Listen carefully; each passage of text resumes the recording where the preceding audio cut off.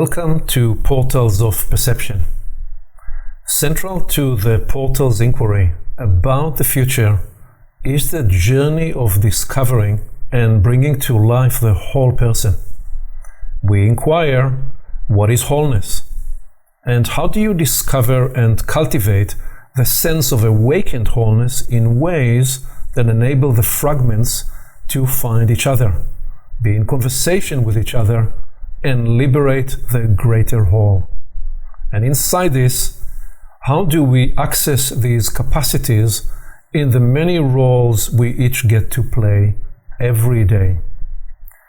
Today we are in conversation with two next-gen leaders who are each pioneering the inquiry of wholeness in their work and endeavors. Jenn Riley and Forrest Wilson. Jenn, Forrest, welcome. Thanks for having us. Thanks, Aviv. Good to be here. Well, so Jenn, let's begin with you, and let me ask you, what does wholeness, what does it mean for you, I suppose, both in your work and in your life?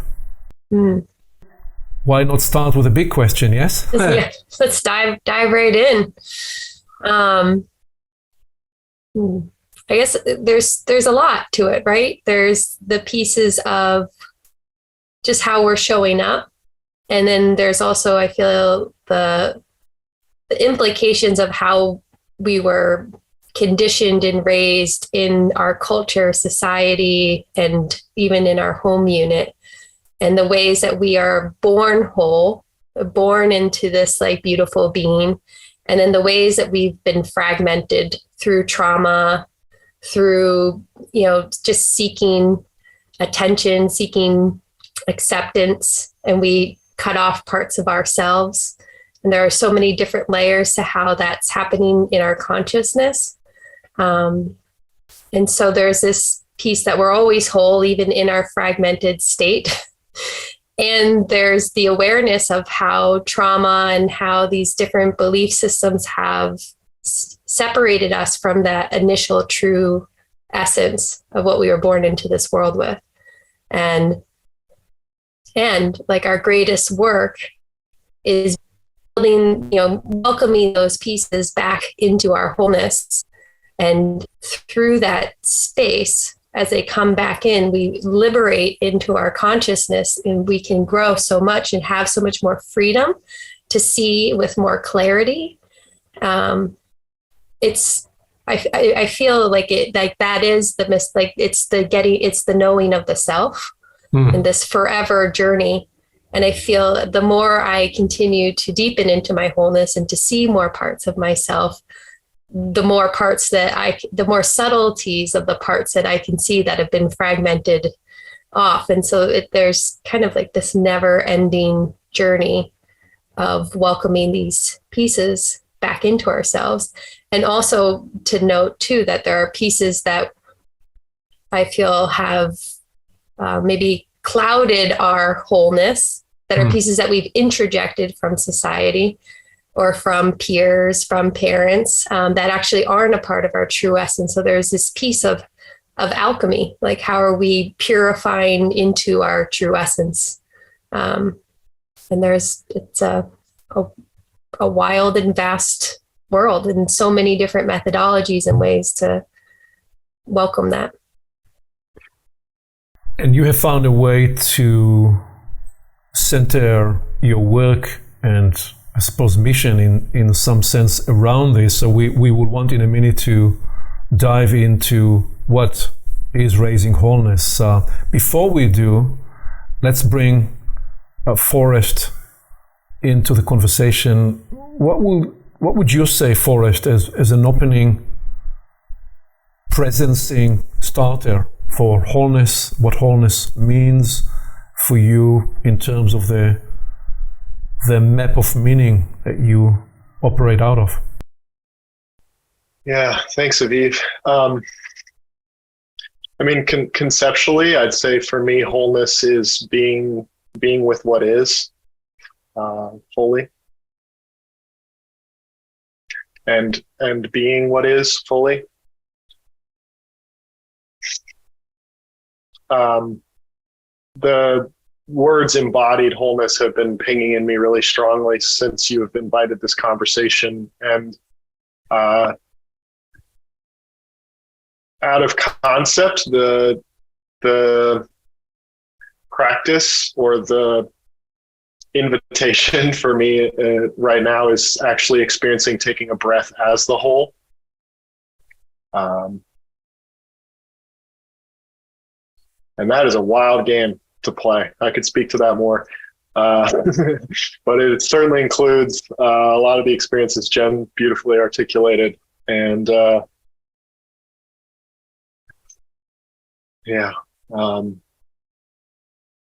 maybe I'll just stop there for now. Yeah. Well, so the two the two saliences that are initially emerging from what you're offering, Jenn, is both the work to rediscover and reintegrate the fragments to the whole that they were in the first place and that they always are a part of. And also you suggested that there is in there the metabolizing or transmogrifying that leads to the purification of leaving out what perhaps is not part of the organic, natural, authentic, emergent whole, but is part of another whole that was introjected. So those two moves, those two saliences, and then Forrest, you're proposing or inviting us to very much to the somatic, embodied sense of being full with what is in this moment. And as you said, breathing as whole. So you already offered, both of you, a very broad starter locations. It is curious how broad and encompassing you offer from yourself as a definition into, starter definition into the inquiry of wholeness. I think if we stopped 1,000 people and said, what comes up for you when you hear the word wholeness? If they are semi or very informed, we will get 4 or 5 or 6 or 7 responses, which are before the step back from the response you've offered, and yet are relevant. So some will speak to us about the integration of the interior and the exterior. And we'll say, well, when we sense into wholeness, we no longer separate the interior and the exterior. The second category or group will say, well, you're really speaking of body, mind, and soul, aren't you? The third framing will say, well, we need to approach this with the whole brain, the intuitive, the analytical, the two sides, and we'll look to find wholeness in the integration of the two functions of the two hemispheres of the brain. I think the fourth category will speak to, well, Forrest already pointed that, but some will actually outline specifically that we are a biological, biophysical life, and we are an energetic, invisible life, and the integration of these. And I think the fifth category will be integrating light and shadow. And then some will say, well, we have to integrate the cosmos at large. So you got all these different definitions of what will come up in people when you ask about wholeness. I'm guessing you'll say in your opening you included all of that and more. So, but just to ground us in how different people will map in their map of meaning the idea of wholeness, where in this loom of possibilities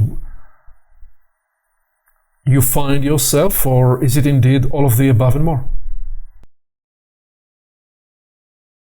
I mean, I think it is above and more, and it is unique to everyone, and it's the same to everyone.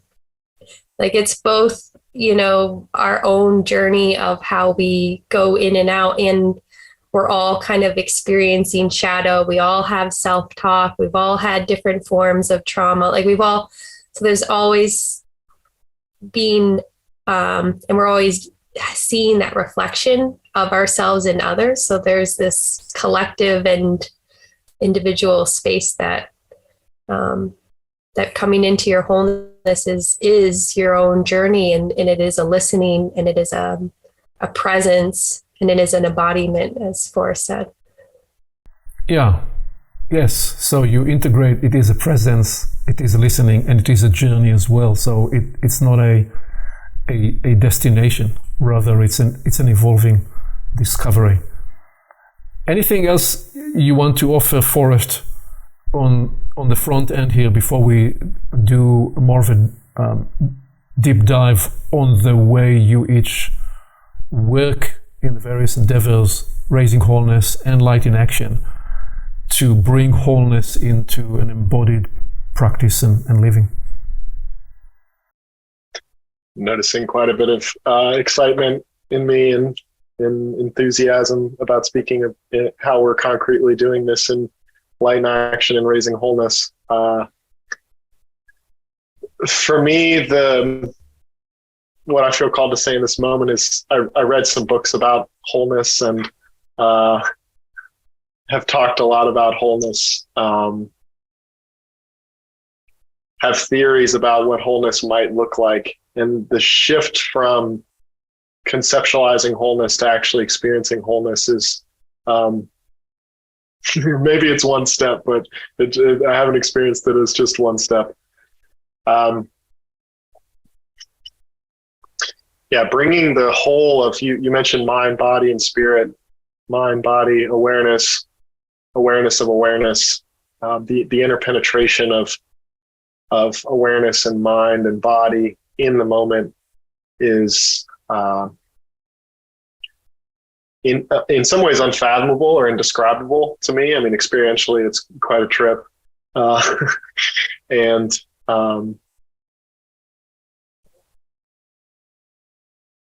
the one distinction I'd really love to make is that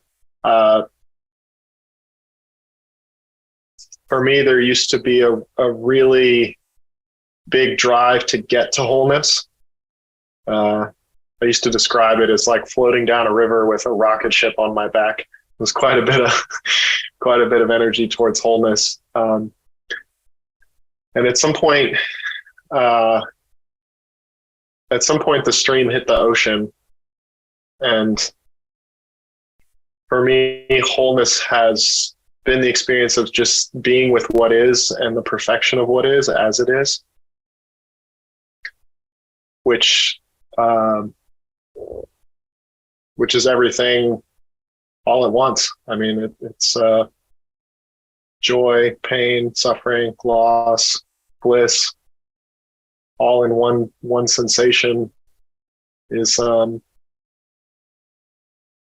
one experience is an experience that's happening more and more and coming online more and more. And as the whole, we can also cultivate what's beautiful and what's working really well. And so I want to also speak to wholeness becoming more whole. I just want to name that as another potential line of exploration. So we will circle back to wholeness becoming a greater whole, and we will go into the esoteric and the psychospiritual and more, where I want to lead next.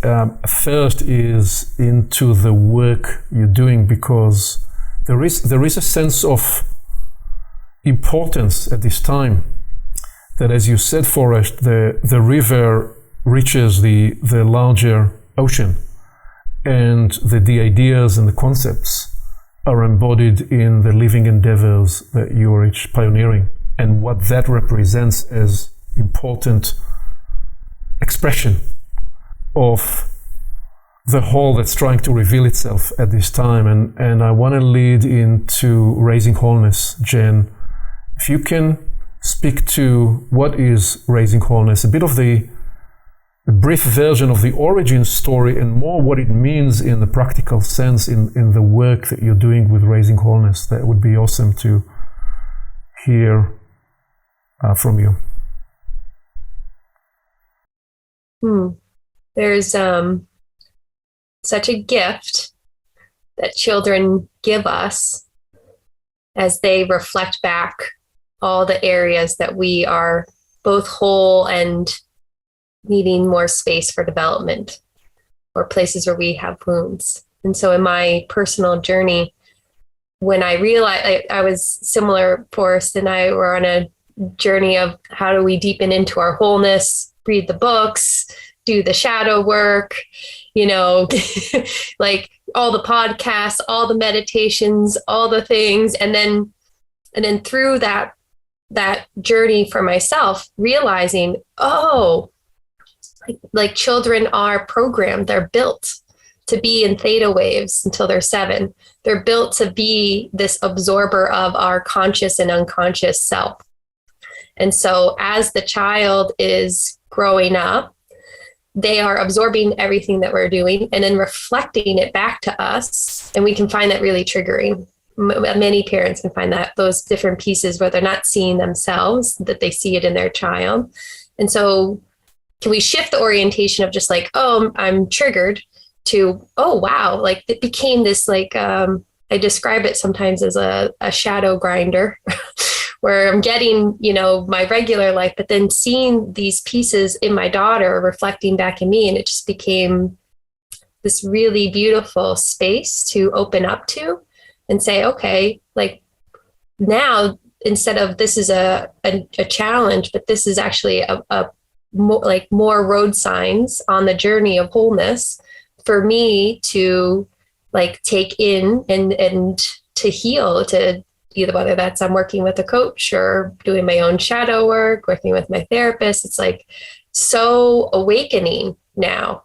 And what are the different areas of development as we go through, as she's 2, as she's 3, now she's 7, and we're hitting all these different spaces that are reflective of my development at those stages.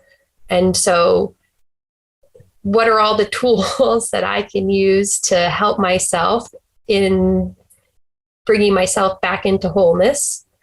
And how can I welcome other parents into this journey? I felt like, okay, so this has been so catalyzing for me to have this orientation and to develop different modalities of supporting my journey of wholeness. Well, how can I welcome more parents to use parenting as a catalyst for their own journey and their wholeness? And so there's a piece of welcoming parents in. So there's a piece of raising wholeness that is how are parents raising themselves, like in reparenting themselves in a space of wholeness. And then through that journey of parenting themselves and welcoming themselves, they're role modeling the pathway of wholeness for their children. And to speak to Forrest's piece about embodiment, if we are not embodying our own wholeness in this journey of wholeness, then it's really challenging to actually recognize it, feel it, and nurture it in the child. So there's all these different ways. And so raising wholeness is how do we support more people to raise children in wholeness through our own journey of wholeness. So you were on your own journey, on your own discovery journey into wholeness, and then you became a mother, and then you discovered that parenting is the most robust and intense crucible into the discovery of self. And through that, you felt called to make that by itself an opportunity, a mission, and a guiding light, I suppose, to others. And what I also hear in what you are describing is the realization that it's a 2 or 3-fold realization. When you raise a child, you're raising yourself as a parent while you're raising the child. And I suppose we could also say that the child is raising you as their parent. And so it is a community, a living community where everybody is raising everybody else. And that actually is part of the wholeness that's being described in this adventure we call a family. I love that. It's the community has been really important to me, and how are we being with all of the different pieces of the community? You know, when Forrest talks about how do we be with reality, how do we be with what is? You know, can we be with the child in a tantrum? You know, more practically, like, can we be with that? And if it's challenging to be with what is, you know, why? And can we use that as a space of inquiry? I find that when we talk about being with what is and why it's challenging, there's just so much in the culture, in our conditioning to disassociate. And so I think that is like awakening to all the different ways that we have disassociated through eating ice cream, through watching Netflix, through having mommy needs a glass of wine. And it's so normalized and celebrated. Like, there's so much of that celebration. And it's like, how can we, you know, come back into the practice of like, well, can I be with what is? And how nurturing and nourishing that can be for the child, to not feel that because we might, as a parent, see that as I'm experiencing disassociation. The child is experiencing that as abandonment.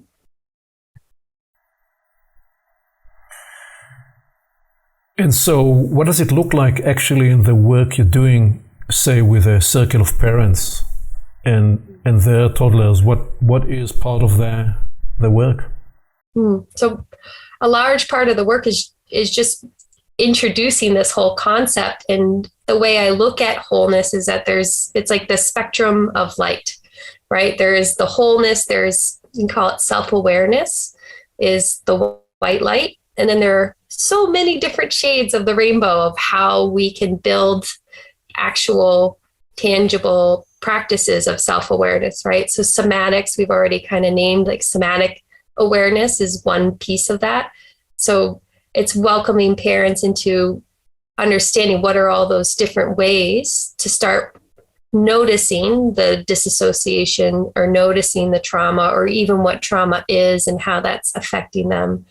Noticing the somatic awareness, regulation, like how am I supporting myself in my physical body so that I'm available to even access the parts of my brain and to create that safety environment to integrate these parts and pieces. And then, so there's the building the container of awareness for parents. And then there's the composting and detangling and understanding of what are these different pieces of trauma or things that are in my body that are not serving and are in need of integrating or releasing. And then there's the piece of actually, you know, so now when we decondition all the stories and things that we have around what parenting should look like, how I'm supposed to show up, what does it mean to actually serve the child where they're at? And that we look through the lens of, you know, vertical development, you know, childhood development, executive functioning, regulation, play. So how do we integrate all these different modalities into understanding through the developmental lens so that we can meet the child where they're at and actually help them develop more fully into each stage of development and give them that space. And the most hopeful piece too is for parents, we help parents just understand that there are projections that we're projecting often. And the more we can welcome parents even to having that awareness of their projections, we create more space for the child to exhibit and live within their own wholeness versus being forced into the puzzle piece of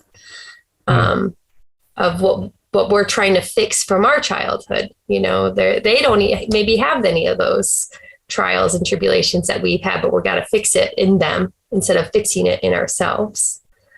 So there's, these different modalities. And another piece that we haven't mentioned that is really important to wholeness that we hold at Raising Wholeness is the masculine and feminine as an energy within us. And another lens of self-awareness of how we look to do more of that deconditioning of stories and reintegrating ourselves into creating healthy stories that help serve our children and how we can role model for them.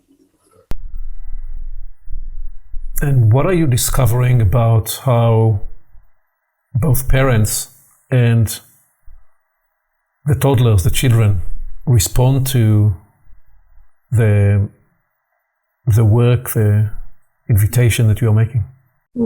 It's been amazing because when I started, I was like, wow, this has been really amazing for me. And I'm hoping that it was amazing for others. And then the feedback that I've been getting in our courses is just like, people are totally blown away that this is like an awakening that they have not had before, of how to show up with more patience, more understanding, and just starting to see those stories that they've created around, like, my child should be able to make their own bed at 4, or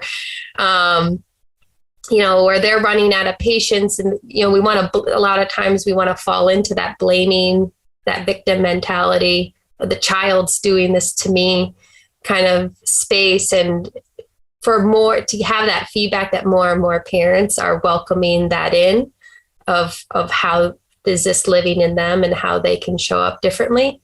And it's showing up in parents with a lot more grace, a lot more patience, a lot more of this like connection with the child. When we have more connection with ourselves, we have more connection with our children. Yes. Well, I flew over the weekend, get back here to Seattle. Sarah, my wife, came a week earlier, and I came here because it was an opportunity to spend a weekend with our 3-year-old granddaughter. So she was here with us. And Sarah is the leader in the situation. I always look up to her. And one of the ways, the teachings that I see she embodies, the teaching for me, is how she loves Talia in every part, in every moment, in every fragment. There is no fragment left behind, so to speak. And so there was a moment this weekend, we were playing, the 3 of us, and she is just so gentle and loving. And then all of a sudden, in one moment, she expressed aggression. And I knew we were speaking a few days later, so I said, I have an opportunity to actually practice what you are probably teaching, because I don't know that I am always that whole as a parent or as a grandparent. Sarah is the role model for me. So I heard myself saying out loud, yes, we love that too. We love that part of you too. And the question then surfaced, so where is this coming from? And we said, well, there is so much aggression in the world, and it's natural for a 3-year-old, to actually build the muscle and the capacity to also process that energy. And we are a fantastically, completely safe place for her to exhibit and express a moment of aggression and actually run this energy through her system to discover how that is part of the human spectrum of experience and feeling. I suppose that there was a moment where I felt, okay, that probably is what Jenn is doing with Raising Wholeness, inviting us to this kind of awareness. And I suppose what I hear in what you are sharing is that the biggest invitation for parents, if you want to be the best, most enlightened parent you can be, will get on with your own development journey, because that is how you actually, by evolving and developing yourself, you are becoming the best role model you can be for your child. And you're inviting your child to the larger opportunity of being a human. What will you build or add or reframe in what I'm describing?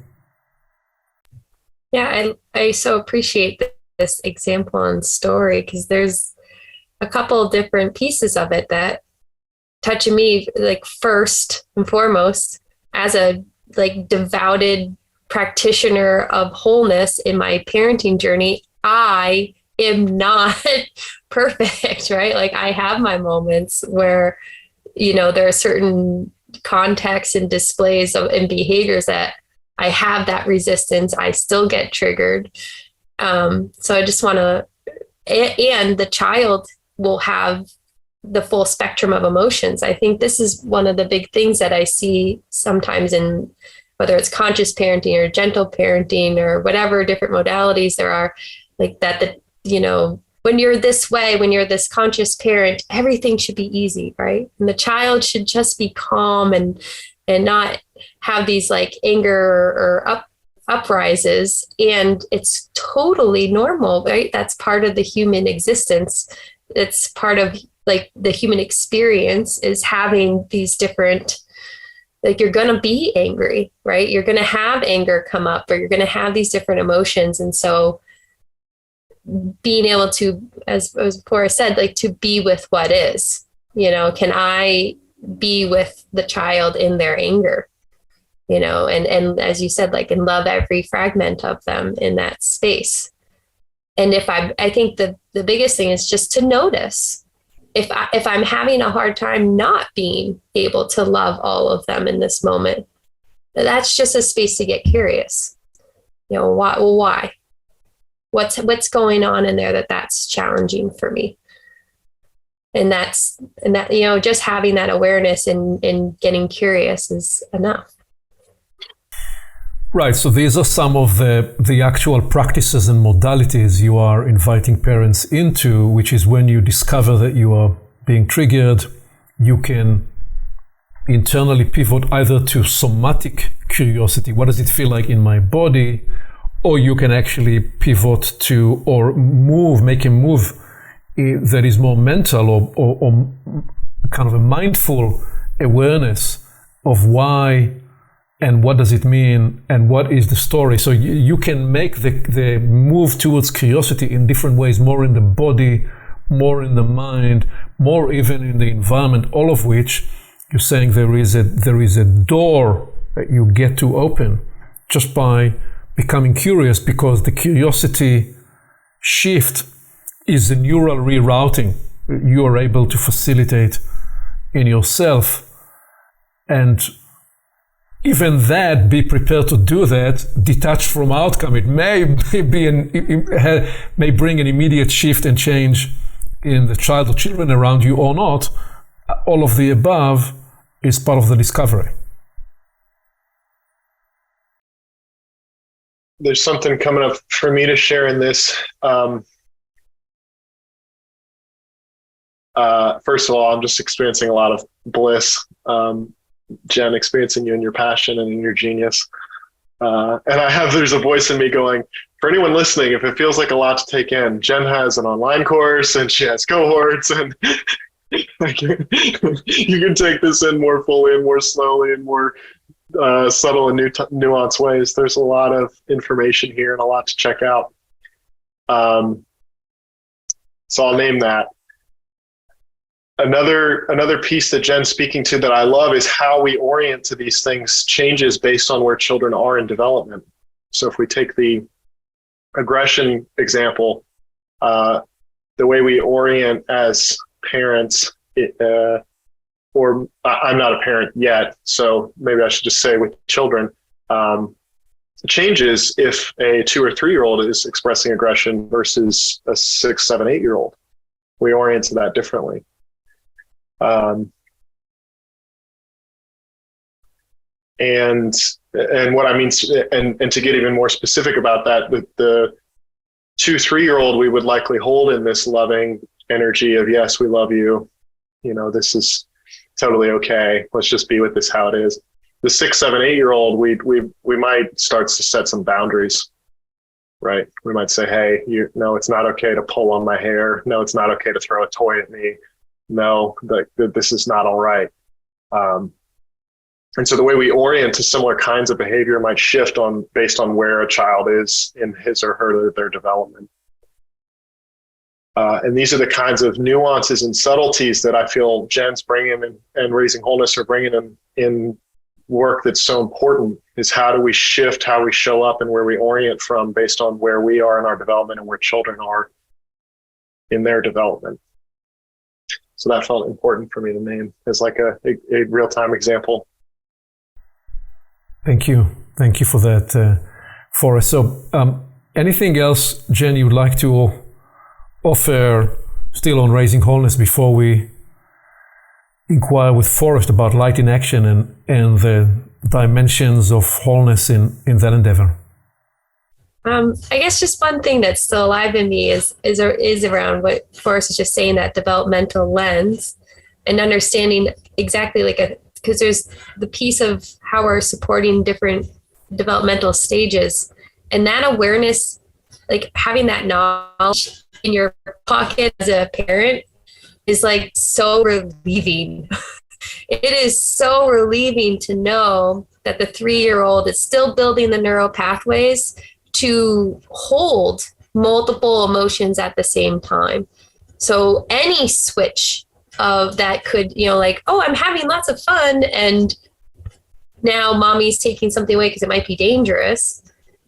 Now I'm sad. So having that shift of 2 emotions at the same time, the neural pathways aren't there to support that. And that's where a lot of tantrums in that 3-year-old phase come in. And so there's just understanding how the brain is developing, how consciousness is developing.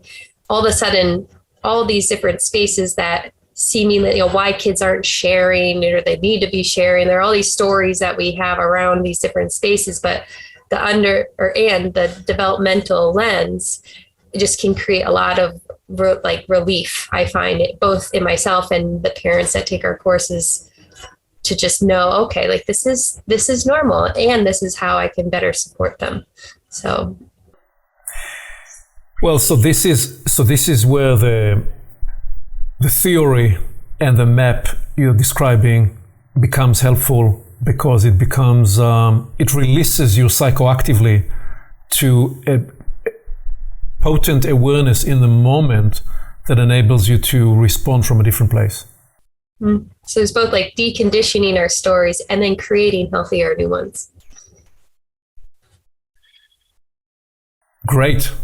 Well, so let's build the adjacent path and ask you, Forrest, to speak to light in action as a different endeavor in the world to embrace and facilitate wholeness.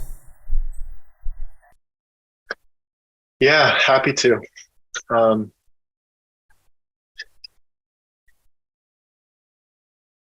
My awareness is going several different directions at once, so let me just drop a little deeper here.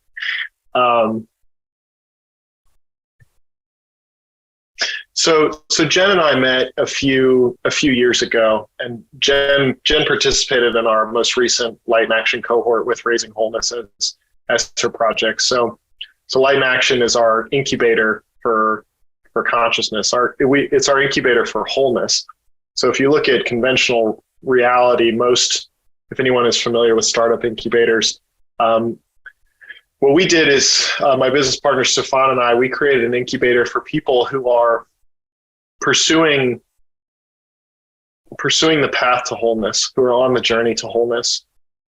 And in that journey to wholeness, they have a project, a purpose project, passion project, a way that supports themselves financially, that is cohesive in the being and becoming more whole journey. I spoke just for a second about how Jenn and I met a few years ago. And the reason I brought that up is when we met, we were in the visionary stage. we were looking forward to the future and going, what might the world look like? What might the world look like if people are pursuing their passion and able to earn, have all their needs and desires met, live a really beautiful life, bringing their gifts into the world and being of service, being in their passion in the way that Jenn is being on this call. I mean, it's, you meet people who are lit up and in their passion, in their zone of genius. You can't not feel it. It's pretty electric. And for me, I just had such a deep calling to go, how can I support this? Right. And so we envisioned a world where children were raised, and instead of saying, how do we educate children to manufacture productive employees in an industrial economy or post-industrial economy, it was, what if children are already born whole? What if children come into the world with innate gifts and talents to share, and that education really is creating ecosystems for happy and healthy and fulfilled human beings to thrive and to cultivate their curiosities and to pursue their passions and bring forth our gifts in service of creating a more beautiful life and creating a more whole. And so light in action for me was, I mean, you'll see the similar theme here between Jenn and me is going, okay, here's this vision we have for the world. How do we go out of concept into embodied practice all day, every day? This is taking meditation off the pillow. This is taking this whole consciousness game and making it very, very, very real in our business, in our livelihood, in our parenting, in just the way we walk, in the way we be in the world. And so, Jenn started Raising Wholeness, and in my experience, has just completely accepted the call and the invitation to step up in the world as an embodied example of what she senses could be possible for parents in terms of how we relate with and be in relationship with children. And for me, I just saw, wow, there's all these people pursuing entrepreneurship as a path to wholeness, entrepreneurship as a mystical and evolutionary path. What if, what if these different contexts, parenting, purpose, money, what if these are really just excuses for us to become more whole? They're just playgrounds for us to more fully illuminate our wholeness. And so Light in Action is us supporting people who have really beautiful, deeply sourced calls for projects to create a more beautiful world and a more whole. And we say, okay, how do we support that? And it's a very different orientation from how do we grow a business. It's a very different orientation from, not that it doesn't include that, but the deepest connection is supporting people's essence coming online more fully, and supporting how that manifests in the whole being and in all contexts, especially the ones that get most real, like I said, parenting, money, these kinds of things, purpose. So that's what we're up to in Light in Action, and that's what we've invited, and our ecosystem it attracts people who are going, I'm here to play life full out. And yeah, I'll just stop there.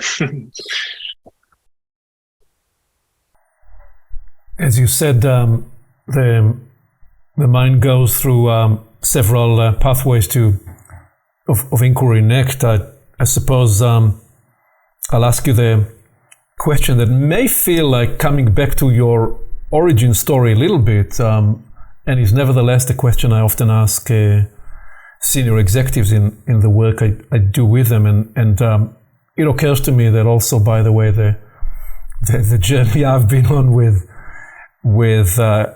business leaders has been a journey of rewriting and reframing strategic inquiry into a much more of a holistic, whole strategy inquiry. And I can mention that in a minute, but staying still with the inquiry that I like to ask.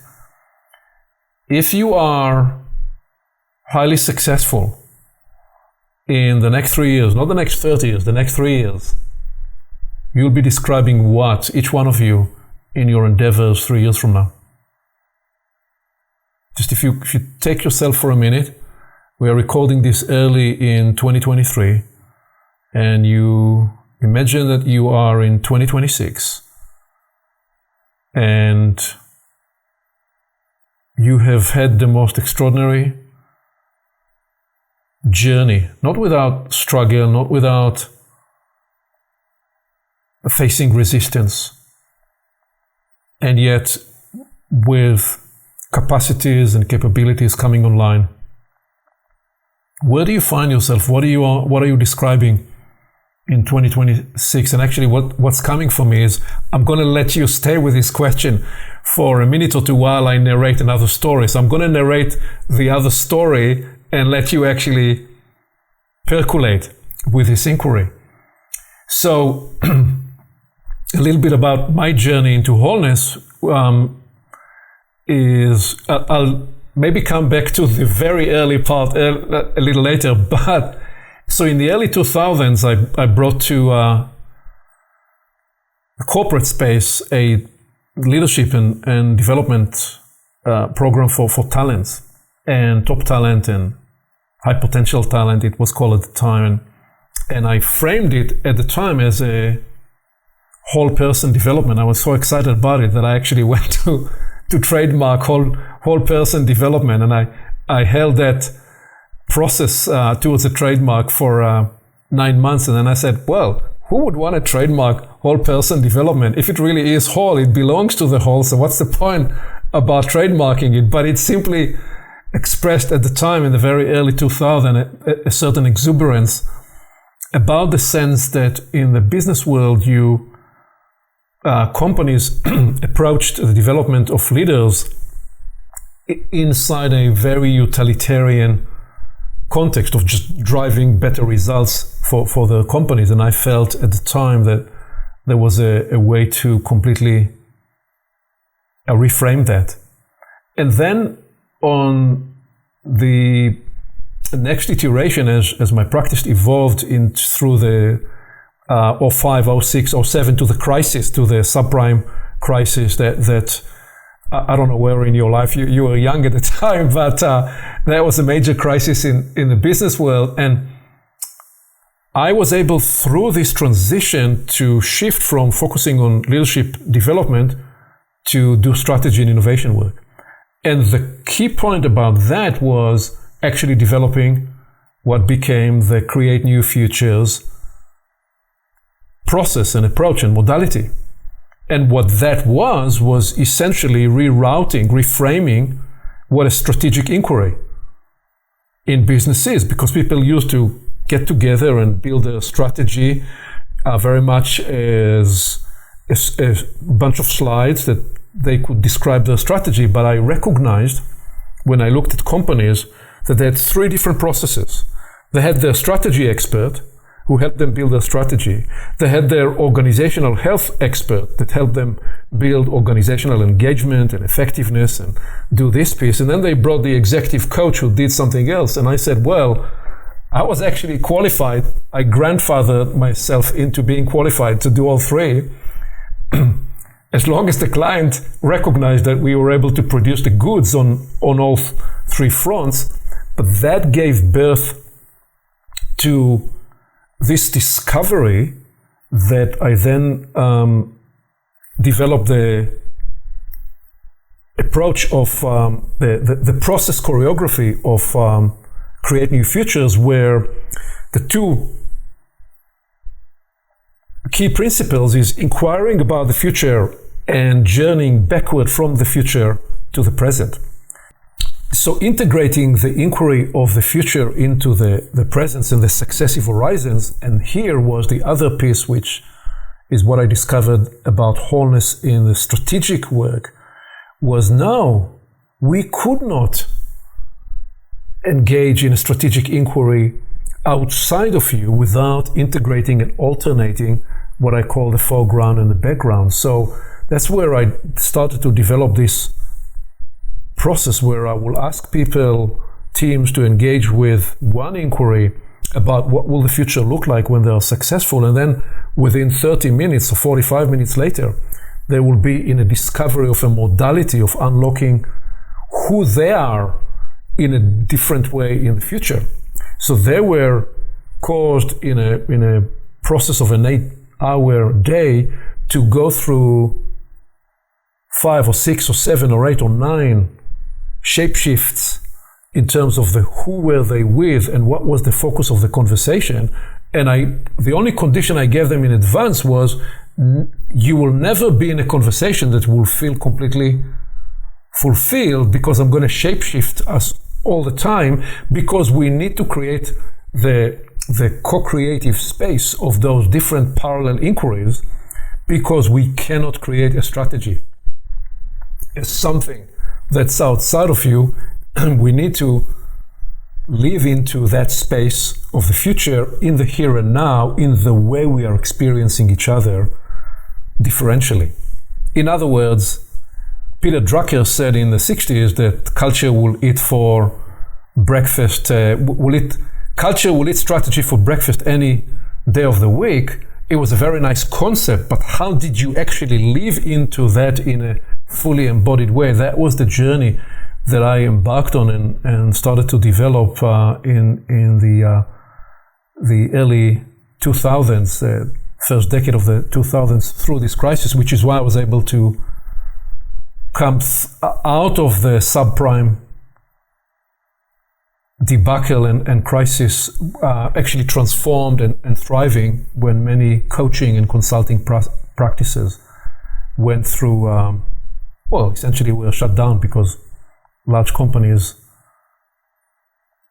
shut down budgets for many of the interventions and the engagements that they used to service. So this is me giving you a few more minutes to now circle back to you and ask you, okay, you were in this visionary space, and Forrest, you said you're now living out of that vision into the embodied practice on these adjacent lines.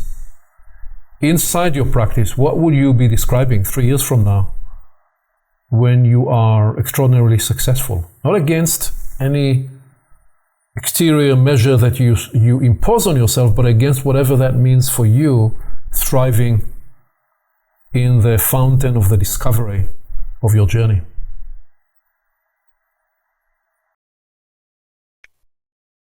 I love that we're talking about where we're going to be in 3 years, and you're recreating for us now where you were in the early 2000s. Because every time you recreate your journey, I have this experience of how ahead of your time you were in your work. And so I'm enjoying playing with time here. And I feel lit up in my passion hearing you in the playing with the trajectory of time, because what we're discovering in Light in Action, and what I hear you speaking to is, we call it changing the direction of the arrow of manifestation. So previously we would sit in this now moment and we would start to hold, drop into our body, cultivate feelings of love, of bliss, of grace, and get ourselves into a heightened elevated state, and then go into the mind and start to create a vision of the future that we want to live in this state. And then do this practice enough, eventually we'll manifest this moment into being. The trick is, if you do that enough, you can't go into the mind and manifest enough moments to keep up with the speed of how good reality is getting. And so we actually need to turn the arrow back around. And this really, for me, ties into wholeness, because it's when we really do feel whole. That's a feeling we cultivate a lot in the manifestation practice. The new experience for me is like, wow, right here, right now, in this moment, everything is perfect. Like there's a deep sense of feeling whole, being connected deeply to what is, and this is better than anything I could have ever dreamed. And then the dream just keeps getting better. So we're downloading and receiving more wholeness into this moment right now. So my inner wisdom says, Forrest, don't go back to sitting in this moment and conceptualizing a vision of 3 years from now. It's more that the deeper I drop into the wholeness of right now and then receive the trajectory of time from the future into this moment from 3 years, what I receive and what I sense is, like, I would describe it as just more experience. I mean, there's more, and what I also want to speak to is it's alive. So I can feel it in the sense of, there's more awakening, more people pursuing their projects in our ecosystem, the pain or the suffering and the joy at the same time of old systems breaking down, old institutions and ways of being falling apart, that are not going to make the trip into the next iteration of what's unfolding on the planet right now.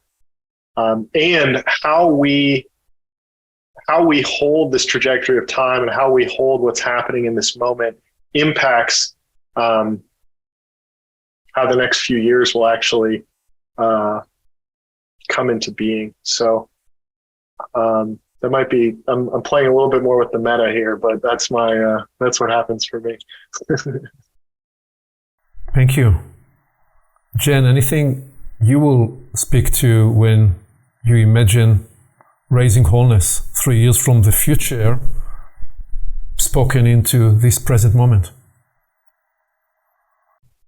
Yeah, I'll share from what feels just more practical, like a more grounded space.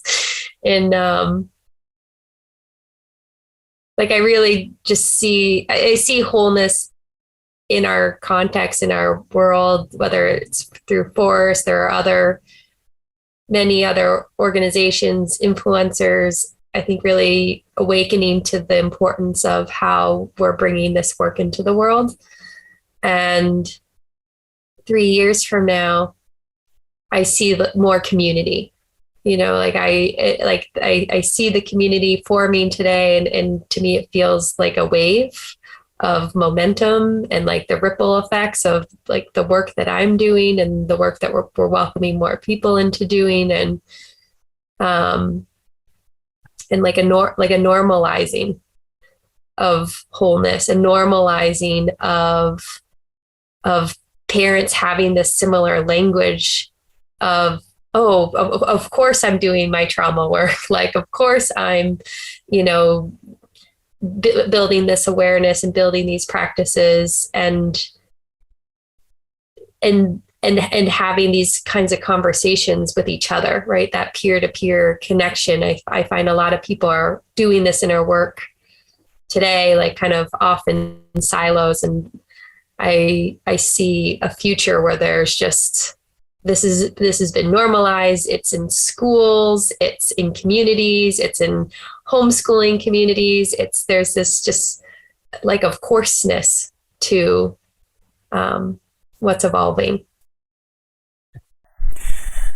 So a salient feature in both your visions, practical visions, is this communal and network effect, the significance of that, the power of that, of more people and more communities connecting and plugging and playing in the kind of spaces that you are describing.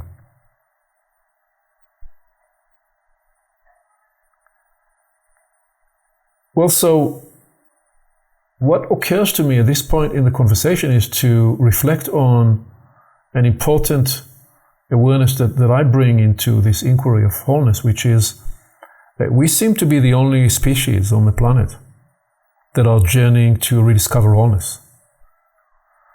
The oak tree is at full and is whole unto itself. It doesn't struggle to be an oak tree. The dolphin is its full self, the whole dolphin that it needs to be, even when the oceanic environment is somewhat toxic, and the dolphin is still the whole dolphin there is. As is the case with literally every other species. We are the one species where we seem to be on a journey to rediscover our wholeness and its significance. And though the tone of this conversation is more the practical and the embodied sense, that there is still this everlasting inquiry of why. Why? Why are we the only species journeying to rediscover wholeness? And I have in my head 3 stories about that question. And I wonder if you want me to entertain you with these 3 stories and then see how do these resonate, and what would you speak to as a result of me narrating those not mutually exclusive stories, but 3 very different stories. How about that as a way to integrate the inquiry of why into our exploration into wholeness? I would love that. And I noticed some passion coming up in this. I have some wondering and some playfulness in me around this topic. One of my guitar strings of aliveness was strummed as you were sharing, because I deeply wonder. There's quite a bit of wonder happening in me as you say this. So the little kid in me is coming out. But I wonder, we've talked before about how humanity is very likely, or at least we conceptualize humanity is in an upshift right now, of going from Homo sapien to Homo universalis is what we've called it, like becoming an entirely new species. And perhaps us fulfilling the destiny written in the name of Homo sapien is actually the threshold through which we step through into Homo universalis. The moment we realize our sapienness, then we step through into Homo universalis. But I wonder personally if that doesn't necessarily, since we are interconnected and nothing is separate in the whole, if that does not necessarily cause an upshift in all other species on the planet and in the universe. And so what I wonder is, when you speak about the oak tree and when you speak about the other animals in the world, we're the only organism that orients this way. I wonder what the implications are, seeing the perfection in the whole. I wonder what the implications are of the upshift of humanity into Homo universalis, and whether that necessarily causes an upshift in every other species in the way that we reorganize ourselves, and the network and the communities with which we're interrelated must evolve as well, necessarily. Yeah. Well, so I'm not shocked and not surprised that you naturally made a leap directly to story 3.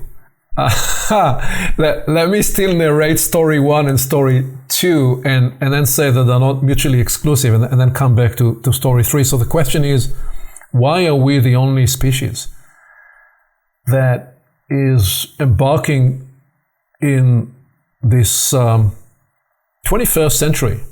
You could say that the roots of that inquiry appeared in one way in the middle of the 20th century with the New Age and the integration of East and West. And if you want to go back and find deeper roots, you'll find some esoteric schools through the 18th, 19th century looking and tracing that. Where I will go to offer story 1, which has been quite popularized and told in different ways over the last several years, is to say that with the impulse that arose through the scientific revolution, and that desire to integrate the capacity for objective measure, then augmented with the cogito ergo sum Cartesian fantasy that told us, when you think, that's all there is, I think, therefore I am. That idea, that separation, that fantasy of separation, which is false, by the way, because when you trace and read clearly, you slow down the exploration of the biography of Galileo and the others that pioneered the measurement discovery of, yes, we can look at an object outside of us. They were still in their consciousness totally rooted in nested wholeness. But the permission that then got unlocked through the scientific revolution to separate the exterior objective measure and privilege that over the interior forms of knowing, that separation, that disempowerment, that disenfranchising of the interior modes of knowing is one dimension we are now facing and needing to reintegrate and become whole in ourselves. So that's a true story, although there is a dimension of a little bit romanticizing what was it like in the 11th, 12th, 13th, 14th century through the Renaissance. It wasn't necessarily pure bliss as sometimes you'd sense through telling this story. So that story has been popularized. Now, there is another story which is even more ancient, which would sometime in esoteric circles be called the accident. And it narrates a chain of events that occurred on this planet. Some would speak about 20,000 years, some would speak all the way to 80,000 years, when a different human line, some 20 or 80,000 years ago, when a different human line showed up on the planet, which is hinted to in the Bible by some books outside the Bible and folklore in many different places all around the planet, describing a brand of giants that came to the planet, who, perhaps if you allow me to entertain you for a minute here, you can conceptualize as a different human line discovering this planet in their intergalactic travel, who fell in love or even got infatuated with the human species that was here on the planet, that at the time was a little smaller, physically smaller.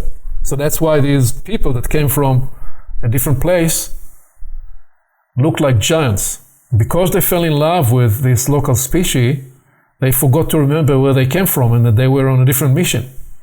And they started interbreeding with the human that lived on Earth. And the human race that we have come to know in the history books that we are the inheritors of is the mixture of this mixed genetics. And that as a result of that event, ever since the human species that we became, we were less capable. We lost the capacity to more fully, more easily regulate the contradiction in the system, because we were now running two brains, the threefold natured brain in the head and the twofold brain nature that lives in the spine. And these two no longer were able to more easily balance and regulate the energetic contradiction. As you'd see with some animals, when they experience contradiction, like a dog, it waves its tail, which is the way it releases the energetic contradiction. And that is why we are still grappling with this idea of two different set of genes in our system that we need to learn to heal from the trauma of a different origin story to become the fuller whole person that we are today. That's less popularized, but I just thought I'd entertain you with this story. And if you allowed me to do that without needing to give you archaeological or quote-unquote traditional scientific proof points, just for your contemplation to entertain this option. Because now we make a leap, Forrest, to story 3. Story 3 is not backward-looking. Story 3 is forward-looking. Story 3 is saying, whatever the case is, whether it's story 1 and story 2 or any other story, what if you take a flying upside down view of human evolution, and you say whatever has happened was part of the unfolding, enabling story to enable humans to go through an experience, an initiatory experience, that will enable us to get to a place that we will, whatever we struggled with, will become the crucible, that contradiction, whether it's the exterior and the interior in story one, or two different sets of genetics and two different influences in our two different brains. What if that became the crucible that will initiate us to give rise, to give birth to the more universal potential of human life, where we truly transcend the sapient permission, or even sapient permission, which is we are conscious of our consciousness, to the universalist potential, which says, oh no, all that was until now was childhood and youth. Perhaps in the human journey we are just reaching adulthood in the universe. This is where the work you are doing, bringing into practicality this idea of hospicing the past and metabolizing the trauma and truly releasing the latent permission of the universalist potential. This is where it becomes very important, because all of a sudden it's no longer a folklore or a mythological story.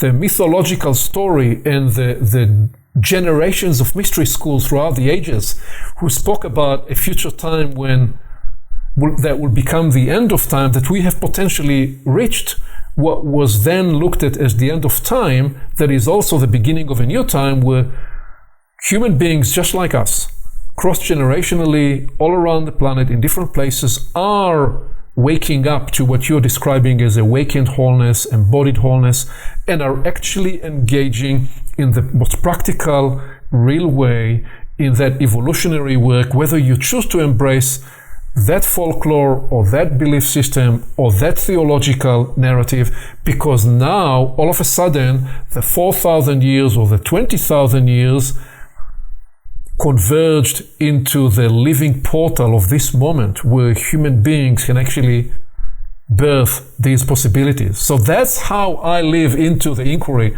of why we are the only species on the planet talking about journeying into discovering wholeness. Play jazz with that, please.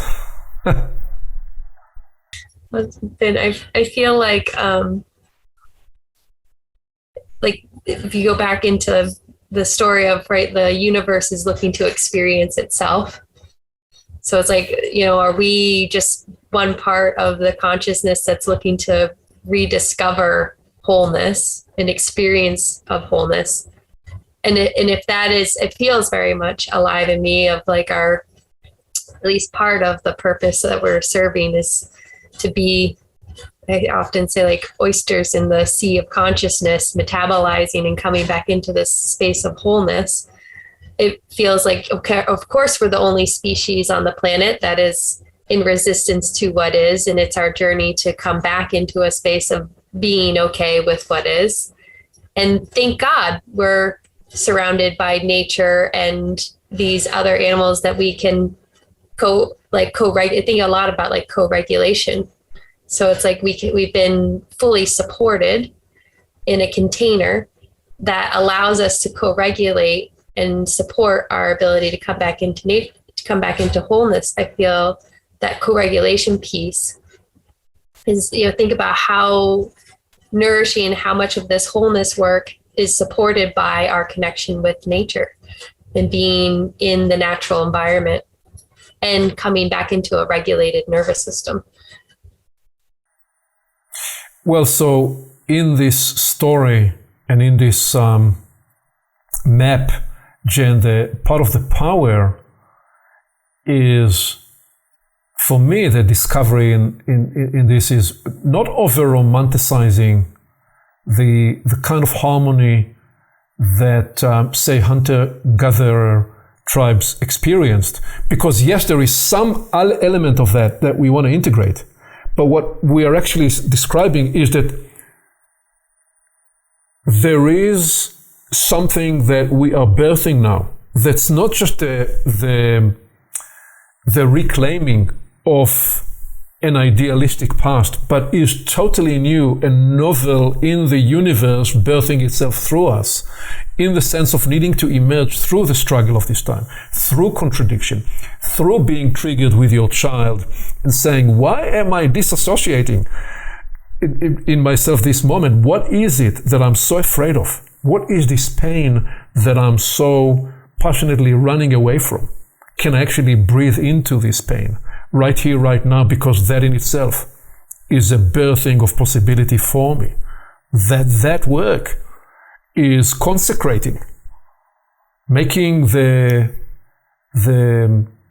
melting, if you like, the scar tissue of what has been lodged throughout the ages, to release it, to birth something new that's arising now. I'm feeling quite electric in this moment. I want to weave together these two things that I'm hearing, because Aviv, you said right at the end, play jazz with that. And I love that framing so much, because I experience actually that this state of consciousness, that all of this work, the shadow work and the portal into the state of consciousness we're being invited into, is actually a cosmic symphony. I mean, it actually sounds like jazz, and you can hear it. I mean, when you're in the state of what we're being invited into in terms of this plane, this octave of consciousness, I mean, it sounds like jazz in a cosmic symphony. In my experience, I'm speaking from my own personal experience here. I'm not speaking from a book I read. I'm actually speaking from my own lived experience. And the thing that I want to weave in from Jenn's share that's so important is, in this new octave of consciousness that it feels like we're all being thresholded through and birthed into, the amount of energy working through the system is so intense and so robust that we can eject up out of the body or dissociate or numb in a way. And so keeping the incredibly grounded work of how do I unforget what a healthy nervous system feels like, right? And experience regulation to a point where I can stabilize, feel stable, regulated, grounded, centered, present in higher and higher octaves, higher vibrational potency of reality. Now we're really, really talking about where this game gets real. Because this is a right here, right now, in this breath game of, we have a big peak experience of experiencing the cosmic symphony, and there's a huge rush of energy through the system, and that invites up and out all of the old toxic energy or the introjects or the trauma up out of the nervous system. And then we need to rest, and there's healing that happens from this process, and then it happens again, and the time cycle from this becomes shorter and shorter and shorter, to where we start to actually live in the harmony of this symphony with a well-regulated nervous system, moving increasing amounts of energy through the system in a way where we can stay grounded, present, open, receptive, regulated, and coherent with what's happening in the moment. And so I just feel a lot of joy and bliss of that this is even coming through in words, because it's a lived experience for me right now, and for the folks who are in our communities playing this game. So yes and yes and yes. I think 4 yeses. We're gonna decode the 4 yeses. Were you gonna come on this, Jenn, or am I running with the 4 yeses? I'm just excited. The thought of harmony, of serving our body and being and opening into a space where we can be receptive to hear the harmony, to even play, like if it's actually an instrument, we're actually co-playing in the universe with all beings, all like physical beings, and the consciousness that we're evolving into. There is a space of, when you're playing with others, that openness. And I do think that, the regulation piece creates the vessel that can hear all the different tunes, pitches, beats, rhythms, and then we can allow that to emerge and play together. So again, yes and yes, because the rhythms and the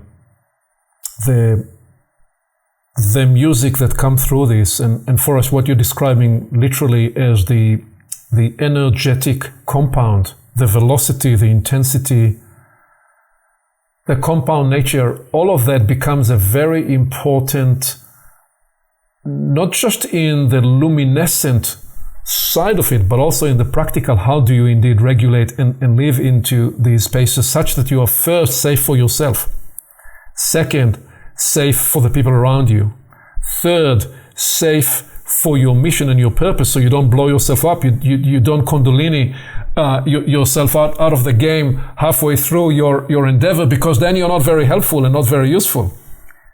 So here is an anecdotal story for you that I don't think I've ever shared with you. Early on my journey, I was introduced to this idea that I was still a young fighter pilot in the Israeli Air Force. And I was introduced to this idea that one of the dimensions of journeying into wholeness was to recognize that in your inner lives there were different rhythms, different speeds. So if, for example, you were always moving in the same habitual speed, you will only be accessing that cadence, that rhythm. You won't actually be bringing to life and sensing and realizing the multiplicity of natures and instruments, if you like, in your orchestra.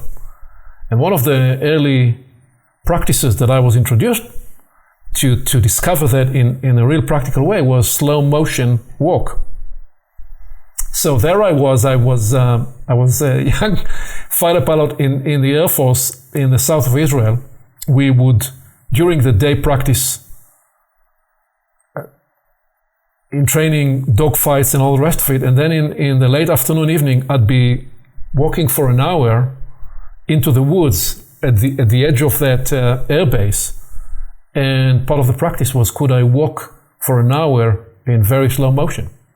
Because when you do that in the woods, what it does, it switches on your sensitivity to the energetics of the forest and to your own energetics. You begin to actually see etherics and auras, and you see the energy field that you wouldn't be able to see either, because you're literally calibrating and tuning in your system a whole other circuitry that most of the time is latent and dormant.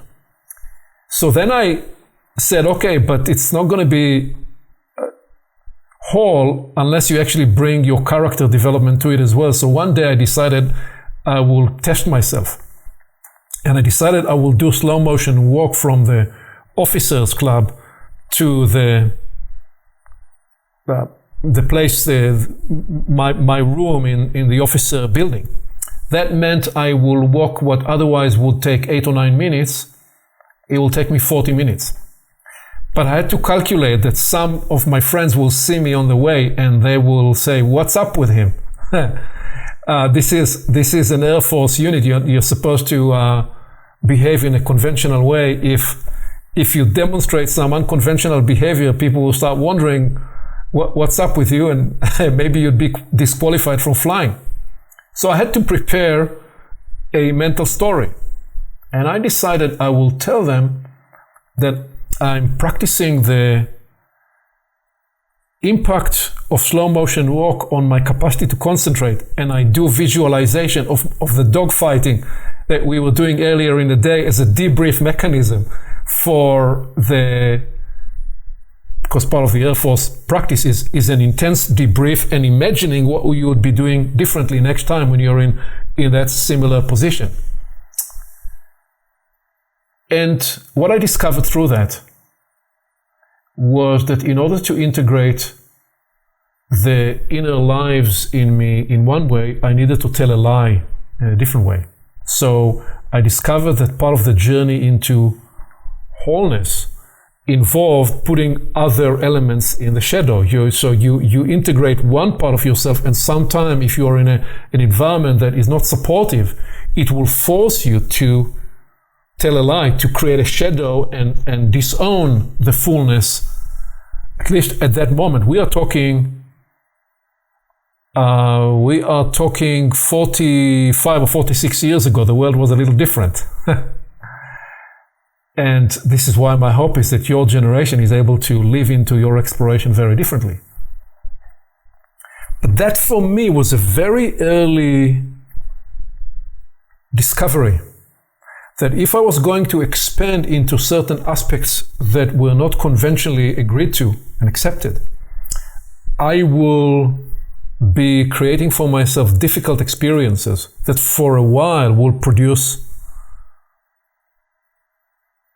what I will later discover as a shadow that was developed by the contradiction of the moment, that I then needed to rethread through and reintegrate.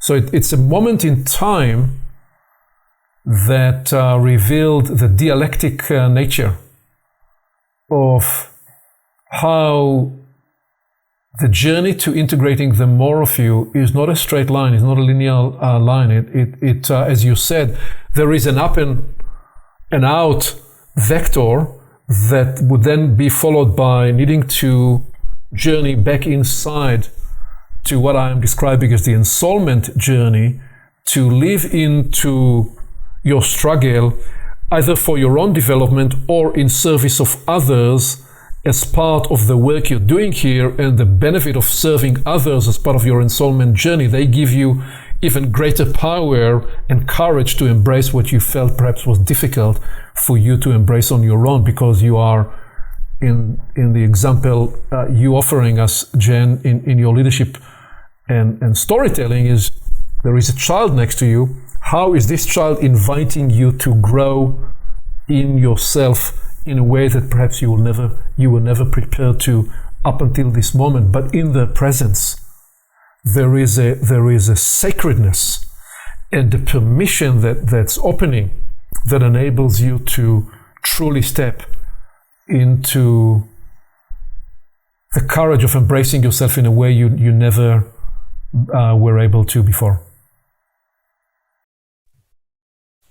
I hear that it like really touches a tender space, and it just feels like all relationships, whether it's a relationship with nature, a partner, a coworker, a boss, like what a beautiful way to live life in a sacred space of everything is a reflection for my evolution. I feel so touched hearing the story of your experience, and the way it moves through me is the times in my life when I've manufactured a persona to meet the moment.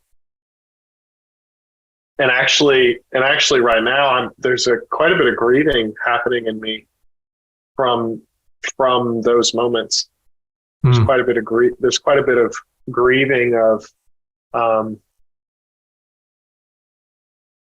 I'm sure that's still happening in ways all the time. It's there's a spectrum to this stuff, and as far as I'm aware, it's happening a lot less than it used to. And there's quite a bit of grieving from the ways that I siphoned myself off or fragmented myself previously, and reclaiming the beauty of those moments in some way. There's a process of becoming more whole through the grieving process. And maybe I've got some giant in me. The giant risk that I've been playing with recently is what happens when we emanate the truth of what we're actually wandering into in the moment. In a moment when someone comes to question what we're up to. What happens when we just radiate the truth of the exploration that we're in? Well, so this is where there is a sense of tremendous hope and bliss in knowing that there is a generational progression, and that what I was experiencing in my 20s and early 30s can now be journeyed into differently, because what I became aware of deeply in my 30s was this sense of the different voices that we each have inside, and how the circumstance, many times the circumstance I found myself in was not one where it was practical or useful to integrate these voices and be the whole person that you were. And so I discovered that you needed to actually formulate in yourself different dimensions of congruency and different dimensions of integrity, and to allow these to live, to coexist without seeing in them contradiction or incongruence. Right? I mean, even in the idea of journeying to raising wholeness with children, sometime as a parent, you won't tell the full adult truth to a child. You will tell them what is right for them to receive in that moment, but you're not being incongruent. You're not telling them a lie. You are, instead of interpreting and embodying integrity as telling all that you know, you are supporting what is the most optimal response at this moment for that child, rather than thinking that all that I know is the only way to be in integrity and congruence. So that discovery, for me, the struggle of that through my early 30s and mid 30s, I did not feel so graceful about those different characters inside. They were more worrying voices in conflict with each other than gracefully supporting each other. And I didn't have at the time necessarily the facility that you have with trauma work, with understanding of development in quite the way you're having now, and the insights of shadow work that was not available in quite the same way back then. So it was more for me a discovery on the inside of the many lives, a conclave of lives I was in. I discovered on the inside, and how could these come to appreciate each other, talk to each other, and embrace each other over time. That took a good decade or two.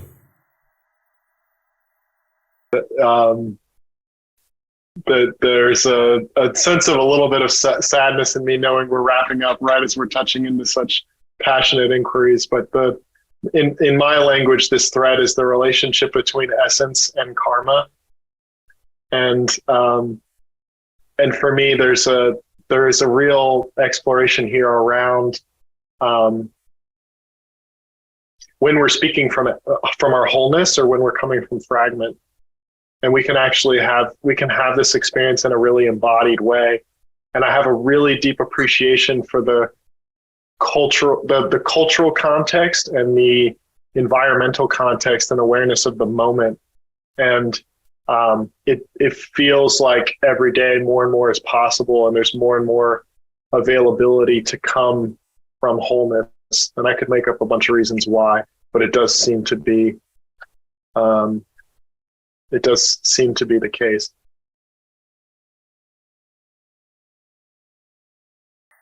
So what comes up for me is to ask you to speak to, in the closing round, to your network, to your generation globally. And maybe not just to your generation. If you were to speak and make an invitation to the 20-year-old, to the 30-year-old, to the 40-year-old, to the 50-year-old, what comes up for you as we bring this not to an end, but to at least a pause point about the invitation, about the potential to journey each person in their own situation, to discover the greater whole that they can be, and through that, how we are each invited to contribute to the emancipation of wholeness becoming a greater whole. What would you say? I think something that comes up I still feel very touched by your story, Aviv, of decades of surfing your inner parts and pieces, and both touched in how beautiful it is that you had such an organic blossoming of your consciousness, and also like a deep level of gratitude that I have, having come across some models and process that I felt like just made that so clear. Of course I have these parts in me, and of course I have these different pieces, and I feel like that work has allowed me to step so radiantly. Forrest said how, you know, when we can just speak from truth and speak from presence. And I think about the younger me that had, I was like, all those parts and traumas and pieces were so clouded. It was like my truth and radiance was in a cloud, and doing all this integration work has like let that cloud settle in me, so that I feel excited actually that this is, maybe I'm speaking from a space of feeling radiant, in knowing that there's actually potential for that radiance to grow and be even more fully in my meanness. And I feel like to the 20-year-old Jen, to the 20-year-olds out there, you know, or anyone starting into this work of wholeness, or becoming awakened, that this is a journey to invest in themselves. Like, there is nothing better than to radiate in your truth and to feel that space, and it's so worth all the work. And there are methods and things that can, different modalities that can help you step into that space. And so, yeah, just to welcome people into that space of development. It's never too early to start. Yeah, the recording may or may not show me giving a round of applause as Jen's talking, but I was clapping as she's sharing. I just feel really impacted and inspired, and invited to drop into wholeness, and speak from wholeness, and speak to the wholeness in others. So yeah, for me, you know, speaking to the wholeness in any 20, 30, or any age person who's listening is just to an invitation to just, well, to bring it to the body, to take a breath, right? And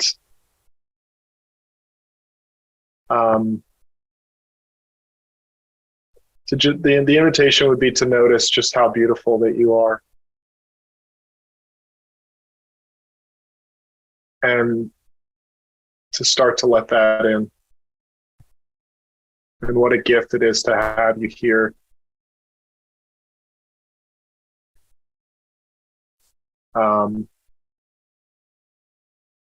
Yeah,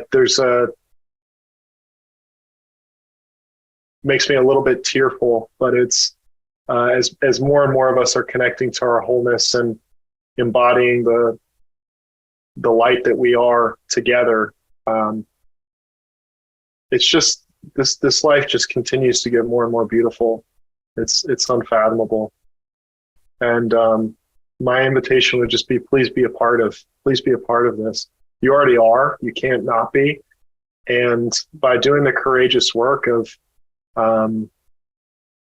dropping deeply, deeply into our inner being, and allowing the beauty and truth of who we really are, to, first of all, to just receive it in yourself. And then by doing that, to be able to emanate and radiate the light and the beauty and the love that we are. It is a profound gift. It is a healing gift. And it's the path we're all on, doing it more and more fully. So that's my invitation. Let these words from both of you be the invitation we make today. This conversation is not ending. It simply is a beginning of inviting anyone who stayed with us through to this point to pick up the conversation inside yourself and with the various circles around you. To be continued. Thank you. Thanks, Aviv. Thank you, Jenn. Thank you.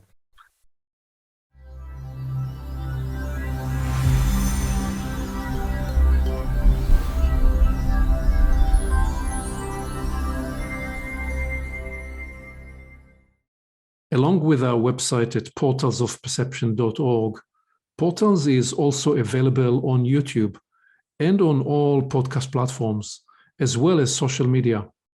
You can become an active member and join the conversation in community events. And you can help us get the word out by liking this content and by sharing it with your friends.